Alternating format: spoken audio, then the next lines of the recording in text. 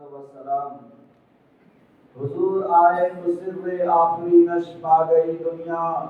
حضور آئے تو سر آفرینش پا گئی دنیا، اندھیروں سے نکل کر روشنی میں آ گئی دنیا، مجھے چہروں سے جب اترا ستے چہروں پر نور آیا، مجھے چہروں سے جب رب اترا ستے چہروں پہ نور آیا، حضور آئے تو انسانوں کو جینے کا شعور آیا، یتیموں کو غلاموں کو پناہیں مل گئی آخر، یتیموں کو غلاموں کو پناہیں مل گئی آخر، حضور آئے تو ذروں کو نگاہیں مل گئی آخر۔ معزز سامعین کرام، حضور پاک صلی اللہ علیہ وسلم کی سیرت طیبہ آپ کے سامنے کئی جمعہ کے ساتھ لگاتار میں بیان کرتا جا رہا ہوں، لیکن اس کے باوجود سیرت طیبہ کی ایک ایسا آتھا سمندر ہے جس کو ہم بھی بیان نہیں کر سکتے، اور کوئی بھی انسان جو ہے حضور کی پوری سیرت کو نہیں بیان کر سکتا۔ میں نے اس سے پہلے گزشتہ جمعہ میں کہا تھا کہ ساری درخت کو دنیا کی جو ہے قلم بنا دیا جائے اور ساتوں سمندر کو سیاہی بنا دی جائے اور پوری دنیا کے لوگ انسان اور جنات مل کر کے حضور پاک صلی اللہ علیہ وسلم کی سیرت کو لکھنا شروع کر دے تو ساری انسانیت ختم ہو سکتی ہے اور سارے قلم ٹوٹ سکتے ہیں اور تمام سمندر خشک ہو سکتی ہے، لیکن جناب محمد رسول اللہ صلی اللہ علیہ وسلم کی سیرت کبھی کمپلیٹ اور کبھی مکمل کوئی بیان نہیں کر سکتا اور کوئی نہ لکھ سکتا ہے، اور کبھی کسی نے آج تک کسی محقق نے، کسی مدقق نے، کسی مفسر نے آج نہ کہا ہو کہ میں نے جو ہے حضور کی ہر سیرت کو بیان کر چکا ہوں۔ حضور کی سیرت کو بیان کرنا گویا ایسا ہے کہ حضور پاک صلی اللہ علیہ وسلم کی سیرت بیان کرنے میں، اس کے نام لکھانے میں کافی ہے۔ حضور صلی اللہ علیہ وسلم کی سیرت آج تک بیان ہوتا آ رہا ہے اور قیامت تک ہوتا رہے گا، لیکن محترم بزرگوں اور دوستوں، آج تک کوئی ایسا نہیں ہوگا جو حضور کی پوری سیرت کو مکمل بیان کر دے۔ لکھنے والے تو لکھ کر کے چلے گئے، سیرت النبی جیسی کتاب لکھے، سیرت کی بڑی بڑی کتابیں لکھ کر کے چلے گئے، لیکن پھر بھی بہت سے گوشے ایسے ہیں کہ حضور پاک صلی اللہ علیہ وسلم کی وہ کتابوں میں نہیں ہے، دوسری جگہوں پہ مل جاتی ہے۔ تو حضور کی سیرت اور حضور کے جو ہے سیرت کا بیان اور حضور کی سیرت کے واسطے حق ادا کرنا، یہ ہر انسان اس لائق نہیں ہو سکتا کہ وہ جو ہے حضور کی پوری سیرت کو بیان کر دے۔ اسی لیے مناظر حسن گیلانی نے کہا، مولانا مناظر حسن گیلانی رحمۃ اللہ علیہ نے کہا کہ حضور سارے انسانیت تو آئے اور چلے گئے، تمام انبیاء کرام آئے اور چلے گئے، لیکن جناب محمد رسول اللہ صلی اللہ علیہ وسلم آئے تو آتے رہے، آئے تو آتے چلے گئے، چلے تو چلتے رہے اور گھومے تو گھومتے چلے گئے، چڑھے تو چڑھتے چلے گئے، یہاں تک جس ماحول میں چلے اسی ماحول میں چڑھتے چلے گئے، یعنی بڑھتے چلے گئے۔ اسی کو قرآن نے کہا وَرَفَعْنَا لَكَ ذِكْرَكَ، اے نبی ہم نے آپ کے ذکر کو بلند کر دیا، ہم نے آپ کے کردار کو بلند کر دیا، اے نبی ہم نے آپ کے وقار کو بلند کر دیا، اے نبی ہم نے تمام پہلوؤں کو جو ہے بلند اور اعلیٰ کر کے رکھ دیا۔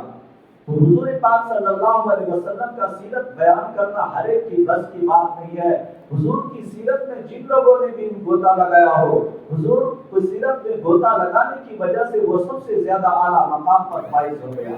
حضور پاک صلی اللہ علیہ وسلم کی سیرت ایک اتھا سمندر ہے جس میں گوتا لگانے والا وہ بہت بڑا غواص کہلاتا، وہ بہت بڑا شناور کہلاتا، جس ماحول میں وہ ڈھل جاتا، اللہ کے رسول سے نسبت جڑ جاتی، وہ اسی مقام میں آگے بڑھ جاتا۔ حضرت ابوبکر صدیق رضی اللہ تعالیٰ عنہ نے حضور پاک صلی اللہ علیہ وسلم کی سیرت پہ غوطہ لگایا اور ایسا غوطہ لگایا کہ صداقت کا علم بردار بن گیا اور دنیا میں سب سے بڑا سچوں کا بادشاہ بن گیا۔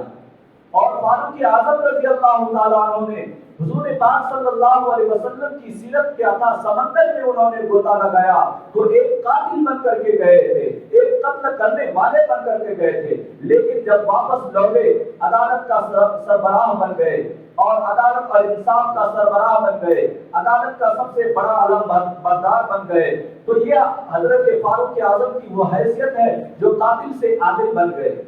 اور اسی طرح حضرت عثمان ذی النورین رضی اللہ تعالیٰ عنہ جو سب سے زیادہ غنی تھے، مالدار تھے، ہر قسم کی سخاوت کا علم بردار رکھتے تھے، لیکن حضور کی انسان نسبت ہوئی اور ایسی نسبت حضور کے ساتھ جڑے کہ آپ جو ہے ذوالنورین کہلائے۔ اسی طرح حضرت علی کرم اللہ وجہہ، آپ پہلے حضرت علی تھے، حضرت علی ابن ابی طالب تھے، لیکن جب حضور کے ساتھ نسبت جڑی اور ایسا نسبت جڑا، ایسا جڑا کہ حضور پاک صلی اللہ علیہ وسلم نے اسد اللہ کہا، حیدر کرار کہا، یہ اللہ کے رسول کے ساتھ نسبت ہے۔ اسی طرح حضرت امیر معاویہ رضی اللہ تعالیٰ عنہ، حضور کے ساتھ ایسا نسبت جڑا، حضور پاک صلی اللہ علیہ وسلم کی سیرت میں ایسا غوطہ زن ہوا کہ جو ہے کاتب وحی بن گئے۔ اسی طرح حضرت ابوبکر صدیق کے بعد، حضرت عمر کے بعد، حضرت عثمان غنی کے بعد، حضرت علی کرم اللہ وجہہ کے بعد، حضرت امیر معاویہ کے بعد حضرت عبد الرحمن بن عوف آئے تو وہ عشرہ مبشرہ بن گئے۔ اسی طرح اور دوسرے صحابہ آتے گئے، یہاں تک کہ حضرت حنظلہ آئے تو غسیل الملائک بن گئے، یہاں تک کہ حضرت ابو ہریرہ آئے تو حافظ حدیث بن گئے، یہاں تک کہ عبداللہ بن مسعود آئے تو علم کا بادشاہ بن گئے، یہاں تک کہ معاذ بن جبل آئے تو عالم علماء کے بعد سر کا تاج بن گئے۔ یعنی تمام صحابہ جنہوں نے بھی حضور کی سیرت میں غواصی کی اور غوطہ خوری کی اور حضور کی سیرت کو جو ہے اپنے اندر ڈالنے کی کوشش کی، اللہ نے اس کو پوری دنیا میں چمکا دیا۔ اور حضور پاک صلی اللہ علیہ وسلم کی سیرت کو حضرت سلمان فارسی نے اپنایا تو زہد و تقویٰ کا علم بردار بن گیا۔ حضور پاک صلی اللہ علیہ وسلم کی سیرت کو حضرت بلال نے اپنایا تو جو ہے آزان مؤذن اول کہا گیا۔ حضور پاک صلی اللہ علیہ وسلم کی سیرت کو حضرت بلال نے ایسا اپنایا، چلتے مکے کے اندر ہے اور چلتے مدینے کے اندر ہے، لیکن جوتوں کی چلنے کی کھڑکھڑاہٹ اور آواز جنت میں سنائی دے رہی ہے۔ یہ حضور پاک صلی اللہ علیہ وسلم کی سیرت کا وہ اتھا سمندر ہے جس میں جن لوگوں نے غواصی کی ہے، غوطہ خوری کی ہے، شناوری کی ہے، ان لوگوں نے اعلیٰ مقام پر پایا۔ لیکن حضور پاک صلی اللہ علیہ وسلم کا سیرت ہر ایک اپنا سکتا ہے۔ صورت کو ہم بیان نہیں کر سکتے حضور کی صورت کیا ہے، حضور کی صورت کو ہم بیان نہیں کر سکتے، حضور کی سیرت کو بیان کیا جا سکتا ہے، حضور کی سیرت کو بیان کر کے اپنایا جا سکتا ہے، ہر ایک انسان اپنا سکتا ہے۔ حضور پاک صلی اللہ علیہ وسلم نے یہی کہا، جو شخص میری سیرت کو اپنائے گا کل قیامت میں اس کو بھی میں بلند کر دوں گا۔ روز قیامت میں جب کوئی سایہ نہ ہوگا، عرش کے سایہ ان کے اوپر رواں ہوگا، جب کوئی ان کو پوچھنے والا نہ ہوگا، میں شافع محشر بن کر کے ان کی شفاعت کرنے کے لیے تیار رہوں گا۔ یہ ہے اللہ کے رسول کے وہ صحابی جو تمام کے تمام صحابی حضور پاک صلی اللہ علیہ وسلم کی سیرت میں ایسا غوطہ زن ہوئے کہ سب کے سب جو ہے ایک سے ایک اعلیٰ مقام پر فائز ہو گئے، سب کے سب جو ہے ایک سے ایک اعلیٰ مقام پر فائز ہونے کے ساتھ ساتھ کسی نے کیا خوب کہا ہے، کسی نے مولانا حسین احمد مدنی نے بڑی پیاری بات کہی، یہی مولانا حسین احمد مدنی رحمت اللہ علیہ ہیں جنہوں نے 18 سال منبر رسول پر بیٹھ کر کے جنہوں نے درس حدیث دیا ہو اور ہندوستان کے سرزمین پر آ کر کے اسیران مالٹا کے میں شامل ہوا ہو، جن کو جو ہے تقریباً جو ہے 18 سال قید کی سزا میں بھی ڈال دیا گیا تھا اور جو ہے اسیران مالٹا کی قیدی بھی ہے مولانا حسین احمد مدنی۔ یہ 18 سال مالٹا کی جیل میں رہنے کے بعد انگریز نے ان کی رہائی کے بعد پھر دوبارہ انہوں نے کہا تھا انگریز کی فوجوں میں شامل ہونا جو ہے حرام ہے۔ جب یہ فتویٰ انہوں نے دیا تھا اس وقت انگریزوں نے کہا تھا ان کو شوٹ وارنٹ کر دیا جائے، جہاں پر دیکھا جائے ان کو گولیوں سے اڑا دیا جائے، گولیوں سے بھون دیا جائے۔ اس وقت مولانا حسین احمد مدنی نے کہا تھا جب لاہور کا ایک بہت بڑا اجتماع تھا، اس ایک طرف تو ان کے اوپر شوٹ وارنٹ نکلا ہوا ہے، دوسرے طرف یہاں کے سرزمین سے چلتے ہیں، لاہور کے شاہی مسجد میں جا کر خطاب کرتے ہیں اور انگریزوں کو خطاب کر کے انہوں نے کہا تھا لیے پھرتے ہیں بلبل چونچ میں گل، لیے پھرتے ہیں بلبل چونچ میں گل، شہید ناز کی تربت کہاں ہے۔ یہ علامہ جو ہے یہ فرما رہے ہیں جو 18 سال منبر رسول پر بیٹھ کر کے درس حدیث بھی دیے اور ہندوستان کے سرزمین پر آئے تو انہوں نے نبی کریم صلی اللہ علیہ وسلم کی سیرت میں ایسا غوطہ زن ہوا، انہوں نے اپنے جو ہے انگریز کے بندوق کی نالی سے نکلنے والے گولیوں کو انہوں نے کہا یہ بلبل کے جو ہے پھول ہے، یہ جو ہے بلبل، انگریزوں کو کہا بلبل اور اس کی گولیوں کو نکلنے والے گولیوں کا کہا گل یعنی پھول، اور جو ہے اپنے شہید ناز اپنے اوپر کہتا ہے شہید ناز کی تربت کہاں ہے یعنی قبر کہاں ہے۔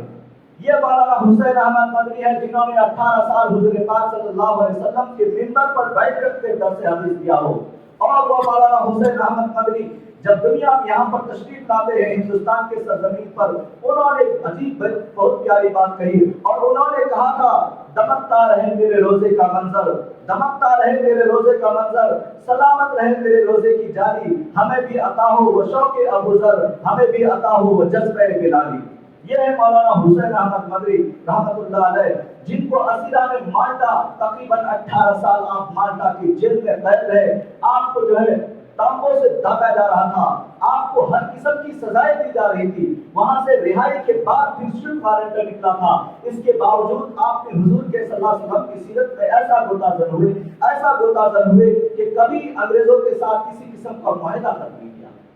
تو یہ مولانا یہ ہمارے وہ اکابر و اسلاف ہے جنہوں نے بھی حضور پاک صلی اللہ علیہ وسلم کی سیرت کو اپنایا، کبھی حق کے سامنے ڈٹے رہا اور باطل سے ٹکراتا رہا، باطل سے ٹکراتا رہا، باطل پاش پاش ہوتا چلا گیا، باطل ہمیشہ دم دبا کے بھاگتا رہا، یہاں تک کہ یہاں سے نکل کر کے انگریزوں کو یہاں سے نکلنا پڑا. یہ مولانا حسین احمد مدنی رحمت اللہ علیہ ہیں. اور حضور کی سیرت ہم بھی بیان نہیں کر سکتے. حضور کی سیرت کو خود اللہ کے رسول کے تعلق سے اللہ تبارک و تعالیٰ نے خود قرآن میں کہا. حضور کی سیرت کو اللہ تعالیٰ کہتے ہیں، اللہ کے رسول نے کہا الم یجدک یتیما فآویٰ، اے نبی ہم نے آپ کو یتیم بنا کر کے بھیجا ہے، لیکن آپ یتیم تو ہیں لیکن آپ کے ساتھ بہت ساری چیز جڑے ہوئے ہیں. کہیں یا ایھا النبی کہا گیا، کہیں یا ایھا الرسول کہا گیا، کہیں یا ایھا المدثر کہا گیا، کہیں یا ایھا المزمل کہا گیا، کہیں یاسین کہا گیا، کہیں طٰہٰ کہا گیا، کہیں مبشر کہا گیا، کہیں نذیر کہا گیا، کہیں داعی الی اللہ بإذنہ سراجا منیرا کہا. یہ اللہ کے رسول کی وصیت اللہ تعالیٰ خود قرآن میں بیان کرتے ہیں اور کہتے ہیں انک لعلی خلق عظیم، اے نبی ہم نے آپ کے خلق کو اعلیٰ بنا دیا ہے، آپ کے اخلاق کو اعلیٰ بنا دیا ہے، آپ کے کردار کو اعلیٰ بنا دیا ہے، آپ کے ہر چیز کو ہم نے اعلیٰ بنا دیا. اسی لیے حضرت ابوبکر صدیق جب جڑے صداقت کا علم بردار بن گئے، جب حضرت عمر جڑے تو قاتل سے عادل بنے، اسی طرح حضرت عثمان غنی جڑے تو غنی سے جو ہے سخاوت کا علم بردار بن گئے، اسی طرح حضرت علی جڑے تو شجاعت و بہادری سے لے کر کے حیدر کرار بن گئے، اسی طرح امیر معاویہ جڑے تو جو ہے کاتب وحی بن گئے، اسی طرح سلمان فارسی جڑے تو جو ہے زہد و اقتناعت کا علم بردار بن گئے، ابو ہریرہ جڑے تو جو ہے حافظ حدیث بن گئے، حضرت حنظلہ جڑے تو غسیل الملائک بن گئے. یعنی جو بھی صحابی جڑتے چلے گئے یہ تمام عاشق رسول جڑتے گئے اور ان کا نام اللہ تبارک و تعالیٰ نے بیان بلند کرتا چلا گیا. اور حضرت ابو ہریرہ جڑے حافظ حدیث بننے کے ساتھ ساتھ آپ کو جو ہے بہت بڑا مقام ملا. تو یہ جناب محمد رسول اللہ صلی اللہ علیہ وسلم کے ساتھ جڑنے کا وہ مقام اور مرتبہ ہے. جنہوں نے بھی جڑا ان کے ساتھ اعلیٰ ہو گیا، جنہوں نے بھی ان کے اپنایا وہ اعلیٰ ہو گیا. اسی لیے اللہ کے رسول کی سیرت ہم بھی بیان نہیں کر سکتے، نہ کوئی خطیب بیان کر سکتا ہے، نہ کوئی مدرس بیان کر سکتا ہے، نہ کوئی امام بیان کر سکتا ہے، نہ کوئی محدث بیان کر سکتا، نہ کوئی مفسر بیان کر سکتا، نہ کوئی محدث بیان کر سکتا، نہ کوئی محدث بیان کرتا. دنیا کی کوئی شخص جو ہے حضور کی سیرت کو نہیں اپنایا جا سکتا. لیکن اگر بیان کر رہا ہو وہ حق ادا نہیں کر سکتا، لیکن ہم کو یہ حکم ہے کہ آپ حضور کی سیرت کو بیان کرو. اس لیے بیان کرو تاکہ حضور کی سیرت بیان کرنے والوں میں آپ کا بھی نام آ جائے، آپ کا بھی نام آ جائے. حضور پاک صلی اللہ علیہ وسلم کا سیرت ایک اتھا سمندر ہے جس نے بھی غواصی کی اور غوطہ خوری کی سب نے اعلیٰ مقام پر پہنچا. اسی لیے اللہ تبارک و تعالیٰ نے قرآن کریم میں اللہ کے رسول کی بہت سی سیرت کو بیان کیا، بہت کی سیرت کو بیان کیا. کبھی آپ کی زلفوں کی باری آتی ہے تو قرآن نے واللیل کہا، واللیل آپ کی زلف، آپ کے سیاہ زلف. اللہ کے رسول 3 طریقے کے بال رکھتے تھے. ایک جو ہے لمبے بال یوں رکھتے تھے، دوسرا جو ہے خشخشی بال رکھتے تھے، تیسرے بال آپ کا جو ہے یوں کانوں کی لوٹت ہوا کرتی ہے. ایک قسم کی بال آپ کے جو ہے کان دہتا ہوا کرتا تھا، دوسری قسم کے بال آپ کی کان کی لوٹت، تیسری قسم کی بات آپ جو ہے خشخشی، اور حج کے موسم میں آپ جو ہے پورا جو ہے چکنی ہنڈی کر دیا کرتے تھے. یہ 4 قسم کی بات اللہ کے رسول سے ثابت ہے. ہر انسان جو ہے یہ 4 قسم کی بات اپنا سکتا ہے. یہ سنت ہے، یہ سنت رسول ہے. اللہ کے رسول فرماتے ہیں اور یہ ہے، اسی کو قرآن نے کہا واللیل، کہ اللہ کے رسول کو جو ہے واللیل، آپ کی زلفوں کے بارے میں کہا واللیل، آپ کے چہرے اقدس کے بارے میں کہا والضحیٰ.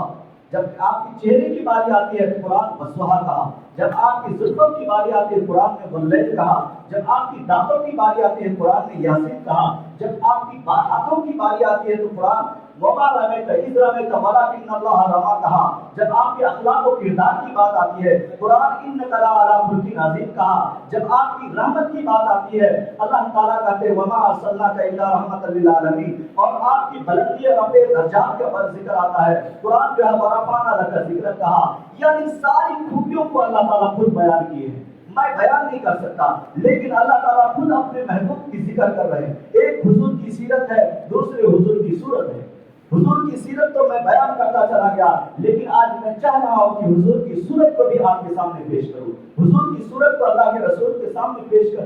کے لیے بطور ہدیہ یا صدقہ جاریہ کے طور پر میں آپ کے سامنے حضور کی صورت کو پیش کرنے کی کوشش کر رہا ہوں۔ مولانا قاسم نانوتوی رحمۃ اللہ علیہ ہندوستان کی سرزمین پر وہ انسان ہے، انہوں نے کہا سب سے پہلے رخ محمدی کو نور محمدی سے بنایا گیا، پھر اسی نقش سے مان کر روشنی بزم کونو مکہ کو سجایا گیا۔ یہ مولانا قاسم نانوتوی ہندوستان کی سرزمین پر سے اللہ کے رسول کی صورت کی تشبیہ دیتے ہیں اور جو بناوٹ کو بیان کرتے ہیں۔ جو حدیث میں نے آپ کے سامنے کوٹ کیا ہے اول ما خلق اللہ نوری، اور اللہ وہ واحد ہے جنہوں نے اللہ کے رسول کو سب سے پہلے اللہ کے رسول کی روح کو پیدا کیا، پھر اللہ کے رسول کے جو ہے نور کو پیدا کیا۔ تو اللہ کے رسول خود نے کہا اول ما خلق اللہ روحی، سب سے پہلے اللہ تعالیٰ نے میری روح کو پیدا کیا۔ تو اللہ کے رسول کی روح کے تعلق سے بہت کچھ کہا۔ حضرت حسان بن ثابت نے کہا اگر علیہ للنبوۃ خاتم من اللہ مشہود یروح یشهد وسمى الہ اسما لیجلہ فذو العرش محمود وهذا محمد نبی اقار بعد یاسین و بکرۃ من الرسل والاوثان فی الارض تعبد فامسى سراجا ومستنیرا وهادیا یروح کما لاح الثقیل المهند وانزلنا نارا وبشر جنتا وعلمنا الاسلام اللہ نحمد تعالی رب الناس عن قول من دعا سوا کا الہ من تعالی و امجد۔ میرے دوستو اگر ماحول صحیح رہتا اس کا ترجمہ بھی میں کرتا، لیکن وقت کی قلت کی وجہ سے میں ترجمہ نہیں کر سکتا۔ دوسرے اور حضرت حسان بن ثابت دوسری جگہ فرماتے ہیں طلع البدر علینا من ثنیات الوداعہ وجب الشکر علینا ما دعا للہ داعی۔ حضرت حضرات کہتے ہیں الصبح بدامن طلعته والليل دجامن وفرته فاق الرسل فضلا وعلا اهدى سبل لدلالته کنز الکرم مور النعیم حاد الامم لشریعته۔ یہ حضرت حسان اپنے تخیلات پیش کر رہے ہیں، ایک اشعار اور پیش کر رہا ہوں۔ حضرت حسان نے کہا تھا واحسن منك لم تر قط عینی واجمل منك لم تلد النساء خلقت مبرأ من كل عیب کانک قد خلقت کما تشاء۔ اللہ کے رسول کی حضور کی سیرت کے بارے میں، حضور کی صورت کے بارے میں حضرت حسان فرماتے ہیں کہ آج تک میری آنکھوں نے ایسی خوبصورت چہرہ دیکھا ہی نہیں، آج تک ایسی خوبصورت چہرہ نہیں دیکھا، اور نہ آج تک ایسی خوبصورت کسی ماں نے جنا۔ وَأَحْسَنَ مِنْكَ لَمْ تَرَ قَطُّ عَيْنِي وَأَجْمَلَ مِنْكَ لَمْ تَلِدِ النِّسَاءُ۔ آج تک کسی عورت نے ایسا بچہ نہیں جنا۔ میں نے کہا تھا حضور پاک صلی اللہ علیہ وسلم آپ دنیا میں تشریف لانے سے پہلے دنیا کی ساری حالات متغیر ہو چکی تھی، یعنی دنیا کا اندھیرا ختم ہونے والا تھا، اور آپ دنیا میں تشریف لانے والے تھے، اور ابھی آپ اپنے مدر کے اندر تھے، اپنے ماں کے پیٹ کے اندر تھے، تبھی سے تمام بشارات تبرکات ہونا چالو ہو گیا تھا۔ دنیا کے اندر آپ تشریف نہیں لائے تھے، حضرت آمنہ کے آپ بطن میں تھے، ابھی آپ کے بطن میں آنے سے پہلے حضرت آمنہ جس راستے چلتی تھی وہ راستہ بھی خوشگوار ہو جاتا تھا، جس ماحول میں جاتی تھی وہ ماحول خوشگوار، اور آپ کے اوپر سے بادل بھی سایہ کیا کرتا تھا۔ اور حضرت آمنہ جب کنویں کے پاس پہنچتی تھی وہاں سے وہ پانی خود بھی ابلتا ہوا اوپر آتا، حضرت آمنہ یوں پانی لیتی اور آ جاتی تھی، یہاں تک کہ مدینے کے اندر یہ مشہور ہو چکا تھا کہ اے آمنہ تم چاہے کنویں کے پاس جاتی ہو، تمہارے آنے کی وجہ سے کیا ہوتا، نیچے سے پانی اوپر آ جاتا ابلتا ہوا، اور ہم سب کو بھی پانی بھرنا بہت آسان ہو جاتا، اس لیے تم جب بھی آؤ تو ہم کو ذرا بول دیا کرو، یا تو میرے ساتھ چلو تاکہ جو ہے پانی اوپر آ جائے، مجھے ڈوئل نیچے ڈالنے کی ضرورت نہ پڑے۔ یہ حضور کے آنے سے پہلے کے پہلے کی تبرکات ہے، یہ تمام کے تمام پہلے سے پہلے۔ حضور ابھی دنیا میں تشریف نہیں لائے، عبد المطلب نے پوچھا بہت تمہارے اندر خوشبو کہاں سے آ گئی، اتنی پیاری پیاری خوشبو کہاں سے؟ میں تو یمن کا پھرا ہوا ہوں، میں جو ہے ملک شام جاتا رہتا ہوں، سیریا کا رہنے والا سیریا جاتا رہتا ہوں، ہر جگہ تجارت کرتا ہوں، حبشہ نجاشی کا رہنے والا وہاں بھی جا کر کے آیا ہوں، لیکن میں نے آج تک اس طرح خوشبو کبھی نہیں سنا جو تمہارے جسم سے آ رہی، تم کہاں سے یہ خوشبو منگاتی ہو؟ حضرت آمنہ کہتی کہ نہیں، یہ خوشبو تو میں آج تک لگائی نہیں،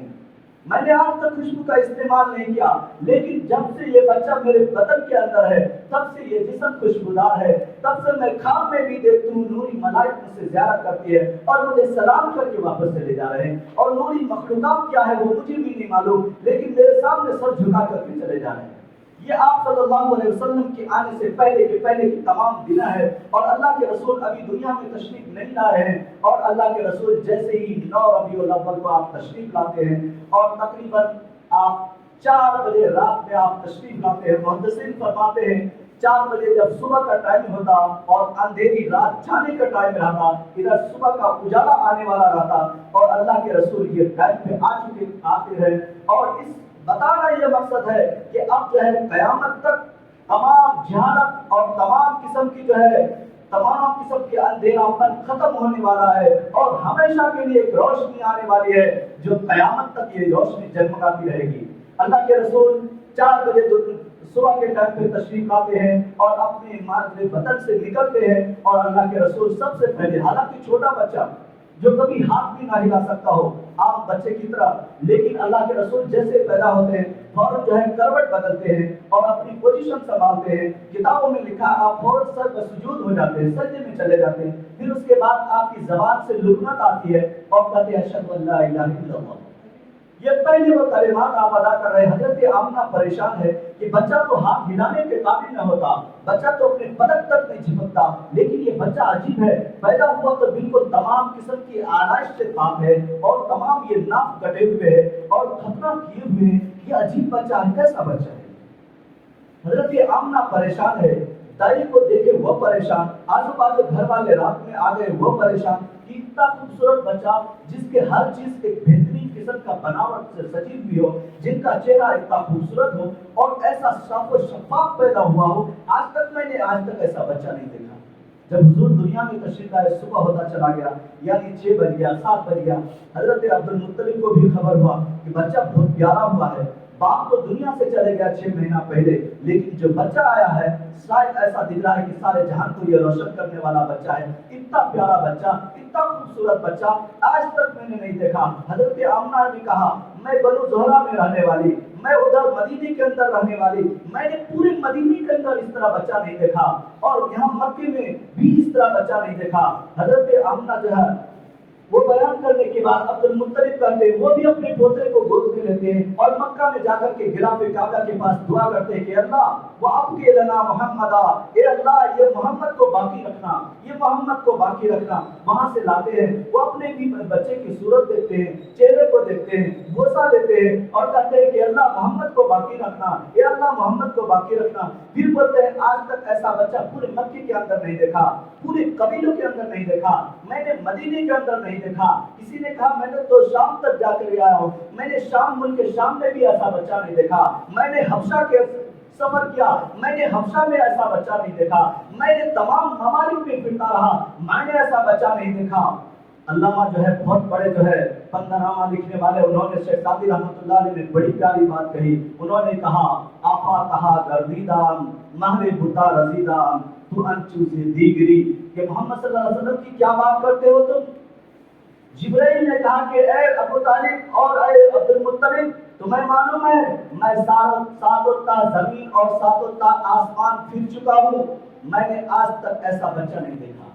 میں نے آج تک ایسا کیوٹ بچہ، ایسا بیوٹیفل بچہ، ایسا خوبصورت بچہ میں نے آج تک نہیں دیکھا۔ اللہ کو بھی جوش آیا، انہوں نے کہا کہ میں نے آج تک ایسا بچہ پیدا ہی نہیں کیا۔ یہ تمام تخیلات کو جب حضرت حسان نے سامنے رکھا تب اللہ تعالیٰ کی یہ تخیلات اور جبرائیل امین کے تخیلات اور وہاں کے ماحول اور معاشرے کو سامنے رکھا، حضرت حسان کو کہنے کو فوراً جوش آیا، انہوں نے کہا وَأَحْسَنَ مِنْكَ لَمْ تَرَ قَطُّ عَيْنِي وَأَجْمَلَ مِنْكَ لَمْ تَلِدِ النِّسَاءُ خُلِقْتَ مُبَرَّأً مِنْ كُلِّ عَيْبٍ كَأَنَّكَ قَدْ خُلِقْتَ كَمَا تَشَاءُ۔ حضرت حسان نے گویا ایک تخیل پیش کیا، جیسے ایک طرف یوں اللہ بیٹھے ہو اور یوں محمد صلی اللہ علیہ وسلم بیٹھے ہوئے، ان کے روح کو رکھا ہو اور اللہ پوچھ رہے ہو اے محمد بتاؤ آپ کی زبان کو کیسے بناؤ، آپ کی ناک کو کیسے بناؤ، آپ کی آنکھ کو کیسے بناؤ، آپ کی پیشانی مبارک کو کیسے بناؤ، آپ کی پورے سر کو کیسے بناؤ، آپ کے چہرے کو کیسے بناؤ، اور یوں کہہ رہے ہیں اور ادھر سے جواب آ رہا کہ اللہ میرے پیشانی کو ایسا بنا دیجیے جیسے ایک چاندی کا سربٹ بنا ہوا ہو، اے اللہ میرے پاؤں کو یوں کمالدار بنا دیجیے، اے اللہ میری آنکھ کی پتلیوں کو بالکل سیاہ کر دیجیے، اے اللہ میرے جو آنکھ کی سفیدی کو بالکل وائٹ کر دیجیے، ان کے اندر لال قسم کے ڈورے ڈال دیجیے تاکہ دیکھنے میں اچھا دکھے۔ آپ کی تمام چیزوں کو بناتا چلا گیا، یعنی اللہ تعالیٰ اس طرح تمام نقش نگاری کرنے کے بعد مولانا قاسم نانوتوی بڑے وجد میں آ کر کے انہوں نے کہا سب سے پہلے مشیت کے انوار سے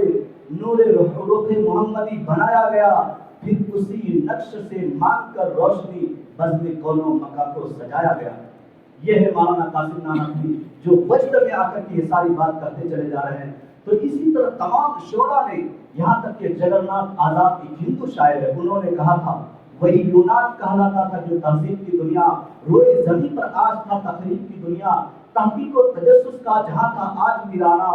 فلاتوں کی خرد سقراط کی دانش کے افسانہ، غرض دنیا کے ہر سمت اندھیرا ہی اندھیرا تھا، نشان نور گم تھا ظلمت کا بسیرا تھا، کہ ہر چار جانب دفعتاً سیلاب نور آیا،